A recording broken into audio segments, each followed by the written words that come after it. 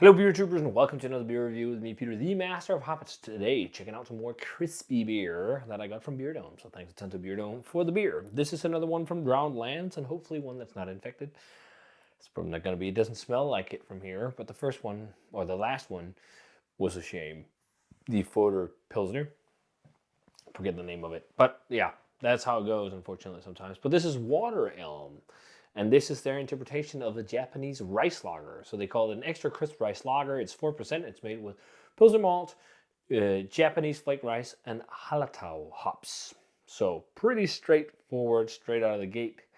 One of the higher rated rice lagers, according to themselves, on Untapped. They talked about that in a recent post, and I know they do variants of it where they do a lime version, like there's a tequila version.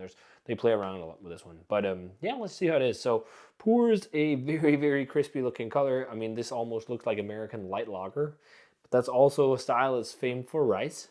So the rice gives the beer this extra pale color. You of course already have a pale color from Pilsner malt, but then the rice really makes it look extra pale. So this is this really really pale yellow color, slightly hazy.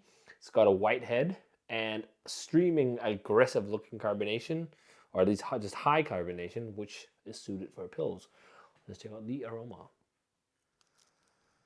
The rice is totally there. It's like a slightly sweeter profile. You can definitely see a reminiscence towards drinking like Japanese rice lagers, like your Kirins, your Sapporos, your yeah, what else is there? Sapporo, Kirin Ichiban, there's Asahi, all those kind of beers, like that light creaminess almost, or light fluffy ricey sweetness. But there's definitely much more hoppiness to this than a classic like Japanese rice lager. It's more like grassy and citric, and also floral. It could be maybe Mittelfrüh in here or something like that, or maybe it's just Halatau. Not sure, but it smells to the fruity side. It smells really, really, really refreshing and really quaffable. Let's try it. Cheers, and thanks to Beer Dome for the beer.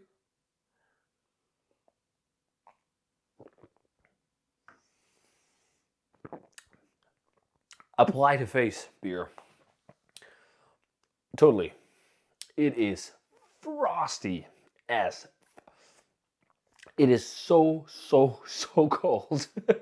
Like, I usually don't drink beers this cold, but I think rice lager needs to be rather frosty. And this is awesome. Super crisp, dry, but it has like a little bit of sweetness from the rice. It's like this sweet, fluffy, kind of ricey flavor. I'm not sure if you'd pinpoint the rice exactly if you tried it blind, but you'd sense there's something about it making this really light. And there is definitely a connotation to these rice lagers or American pale lagers, just with a much, much, much more intense hop character. So the hop character is this nice, bright, zesty, lemony, slightly floral, citric, kind of slightly grassy hop character. It reminds me a little bit of Mittelfrüh, but if it's just Halatau, Mittelfrüh is a Halatau variant. So a slight bit of doughy, kind of maybe more crackery. But there's something doughy about it too. But very crackery Pilsner malt character, but it's ever so soft. Yeah, I mean, this is such a crusher. And really well lagered as well. Really refreshing. Like, this is a beer where a lot of people who are not into lagers will be like, this is boring. I think this is awesome.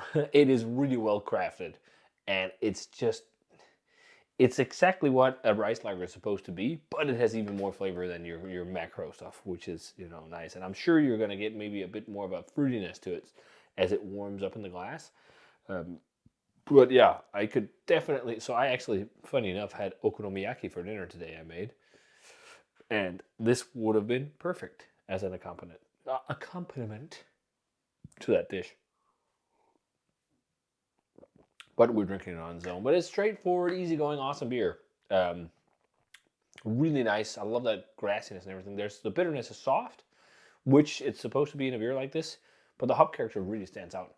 And you definitely really see the big difference towards, like, if you like think pale lager beer that's light and also aromatic on hops. You can get that sometimes in a Helles, for example. But this is much lighter, much more delicate, much more, yeah, just almost like bright than a Helles. Because a Helles can have a much more substantial malt character compared to something like this. I mean, the rice really dries out the beer and makes it crisp and just super drinkable and super craftable.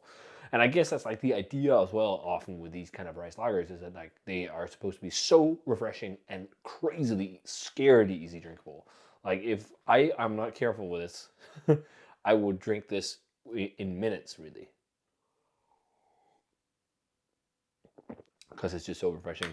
But also at 4%, that's awesome. I mean, a lot of flavor for the beer. Would I prefer like a Franconian kind of lager beer with more character?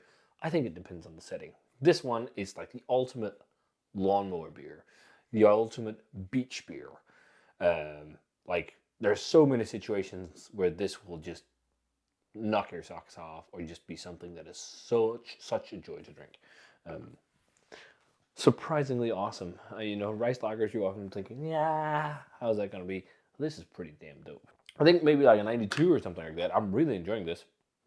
Maybe even 93. Like, it is dope, dope, dope, dope lager. I'd love for it to have a bit more character, but it's not supposed to have it because it's a rice lager. So, yeah, if you guys had it, let me know what you thought of it. If you haven't, get some while you can, whilst it's in Europe.